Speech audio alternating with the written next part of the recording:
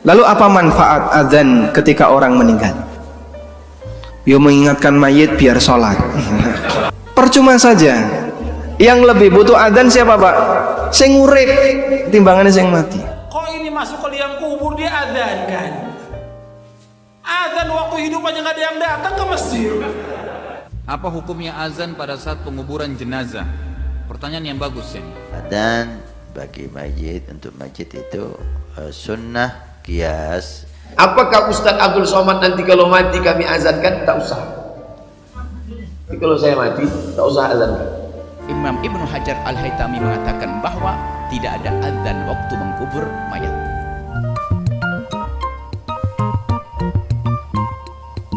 Apakah ada hadisnya mengadzani jenazah di dalam kuburan? Hadis yang ada adalah membacakan surat Yasin, tapi itu yang benar sebelum mati. Nabi SAW, hadis ini sebagian ulama menilainya hasan. Iqra'u Yasin ala mautakum. Bacakanlah Yasin kepada orang yang mati di antara kalian. Ada di Bulughul Maram hadisnya. Dan sebagian menilai sebagai hadis yang hasan, meskipun ulama yang lain menilainya sebagai hadis yang dhaif. Karena itu apa hukum membaca atau mengumandangkan adzan di kuburan? Wallahu a'lam. Kalau Bapak Ibu menemukan hadisnya, tolong nanti saya di WA ya. Kami tidak menjumpai dalilnya sama sekali. Tapi mereka yang mengumandangkan adzan ketika di kuburan punya dalil. Apa dalilnya? Dalilnya kias. Kiasnya begini. Ketika bayi itu lahir, maka dianjurkan untuk diadzani. Dianjurkan untuk diadzani. Berarti ketika orang itu mati, dianjurkan juga untuk diadzani. Kalimat berarti di sini maksudnya apa? Kias, dilakukan analogi. Sebagaimana ketika lahir diadzani, berarti ketika mati juga diadzani.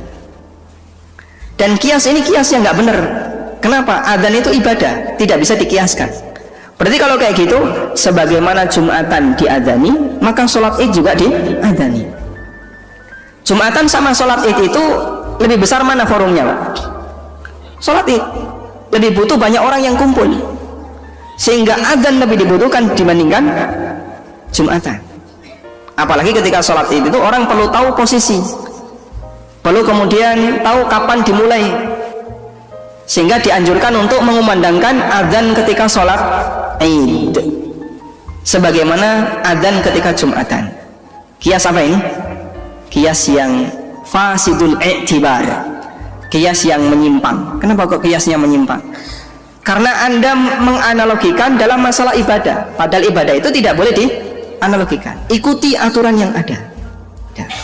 Baik. Lalu apa manfaat azan ketika orang meninggal? Dia mengingatkan mayit biar sholat. Karepmu niku pripun? Percuma saja. Yang lebih butuh adzan siapa Pak? Sing urip timbangannya sing mati. Sehingga dari sisi logika itu nggak bisa diterima. Dalil syar'i nggak ada, dalil logika nggak nyambung. Apa sisi manfaatnya? Kalau bayi, dalil logikanya ada. Agar suara pertama yang didengar oleh bayi ini ketika dia hinggap di dunia adalah kalimat Allah. Sementara mayat ini akan mempertanggungjawabkan amalnya, dia akan menghadap Allah Subhanahu wa taala. Dan dia tidak akan mampu untuk melakukan apapun meskipun orang berteriak untuk mentalkinnya, berteriak untuk mengadzaninya. Wallahu a'lam. Itu yang kita pahami. Tapi nggak ada riwayat bawa air, bawa kembang, bawa segala macam, nggak ada. Ini semua perbuatan bid'ah dan nggak ada manfaatnya. Air buat apa untuk si mayit? Apa dia mau minum? Untuk apa? Atau dia adzan kan? Nggak ada. Adzan untuk apa? Untuk sholat yang 5 waktu. Untuk sholat Idul Adha, Idul Fitri ada adzan nggak? Nggak ada. Padahal itu kumpulan yang banyak. Istisqa, sholat kusuf, nggak ada adzan. Yang sama-sama sholat aja yang besar aja nggak ada adzan. Kok ini masuk ke liang kubur dia adzan kan? Adzan waktu hidup aja nggak ada yang datang ke masjid. La haula wala quwwata illa billah. Waktu orang hidup ini, baik yang adzannya maupun yang meninggal dunia, waktu hidup banyak yang nggak datang ke masjid. 5 waktu dia kumandangkan adzan nggak datang. Giliran masuk ke liang kubur dia adzan kan? Kan kalau orang disuruh untuk lihat pertama pada syariat, yang kedua akalnya, gunakan akalnya untuk apa manfaatnya? Apa hukumnya azan pada saat penguburan jenazah? Pertanyaan yang bagus ya. Kalau kita mau membahas azan, pertanyaan kecil, apakah azan itu diperintahkan juga selain sholat? Jawabannya iya. Kapan itu? Kita kembali kepada dalil yang sahih. Pertama, selain sholat 5 waktu, yang ada azannya juga itu dalam riwayat yang hasan disebutkan adalah pada saat kebakaran terjadi. Jadi pada saat kebakaran sedang terjadi, dianjurkan azan. Kemudian riwayat yang lain, dan ini masih khilaf di antara ulama, adalah azan di kupingnya anak bayi yang baru lahir. Kalau iqamah itu tidak ada, karena dhaif. Tidak ada iqamah di telinga kirinya, tapi kalau azan ini masih dihasankan riwayatnya oleh Ibnu Qayyim rahimahullah dalam buku beliau Tuhfatul Maulud. Jadi kalau azan dianjurkan pada saat di bayi itu.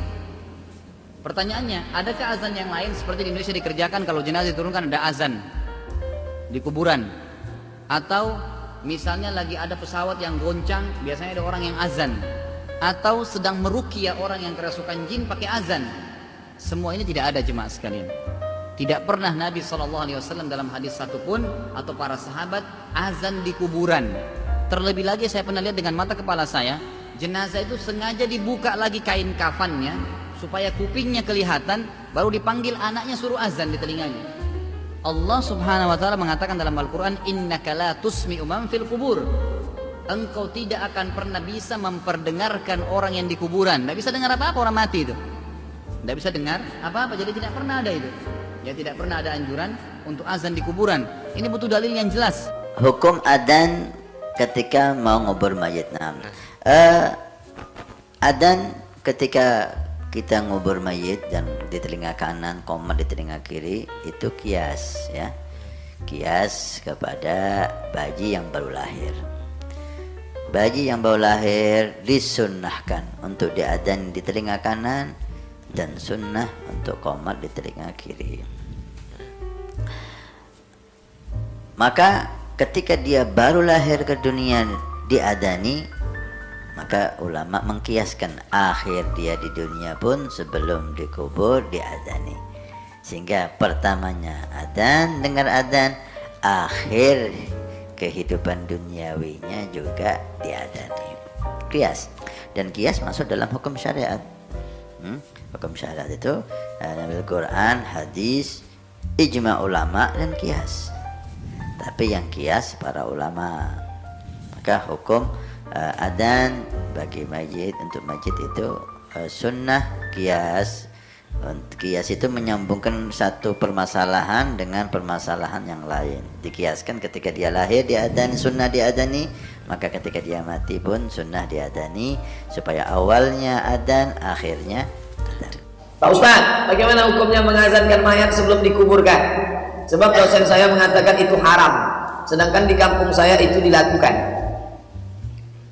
Dosen kamu, dosen bapak, dosen antum yang mengatakan haram ini, dia dalilnya dua saja, Quran hadis, Quran hadis. Tak ada di Quran, tak ada di hadis, haram. Mana Qurannya? Mana hadisnya? Tak ada, itu haram.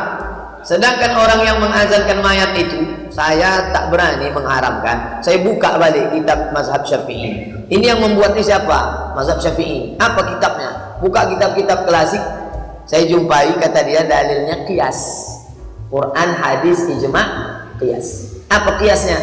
Kalau lahirnya diazankan, maka matinya diazankan. Itu dalil mereka qiyas. Apakah Ustaz Abdul Somad nanti kalau mati kami azankan? Tak usah.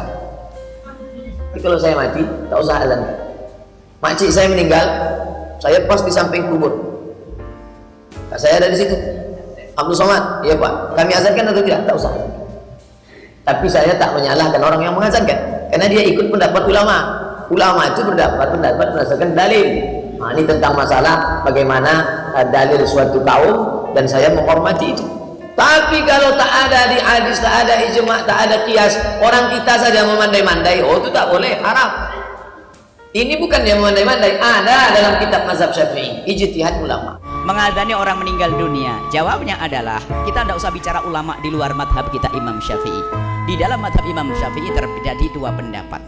Ibnu Hajar Al-Haytami, imam fikih kita, yang sangat masyhur kitabnya dipakai di negeri ini, Imam Ibnu Hajar Al-Haytami mengatakan bahwa tidak ada adzan waktu mengkubur mayat.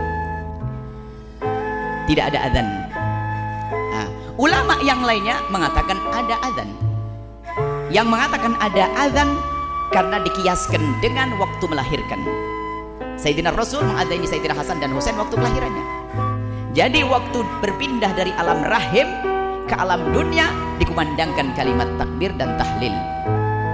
Maka di saat berpindah dari alam dunia menuju alam barzah diadzani. Jadi ini khilaf di antara ulama. Ini bukan urusannya orang madhab lain, bukan berarti yang mengingkari adzan langsung musuh kita, bukan. Sebab di dalam madhab kita Ibnu Hajar Al-Haytami itu gurunya yang punya Fathul Mu'in, yang pernah mendengar kitab Fathul Mu'in, mengatakan adzan tidak ada.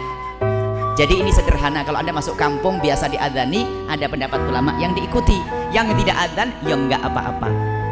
Jadi ini khilaf di antara ulama kita ya, bukan urusan ulama yang anti kita, bukan. Ini adalah khilaf di dalam madhab kita. Imam Syafi'i radhiyallahu taala anhu tidak ada adzan, tapi kalau kita mengadzani ada, mereka ngikuti petunjuk karena ini keluar dari alam ke alam lain, dikumandangkan adzan. Jadi perbedaan apa ulama. Jadi Anda sebagai ustadz yang bijak, dikajikan di sebuah kampung ada adzan ya nggak apa-apa, ada ulama ini gitu. Kalau nggak ada adzan jangan langsung bilang wah ini sesat, nggak boleh begitu, karena ini adalah perbedaan ulama. Adzan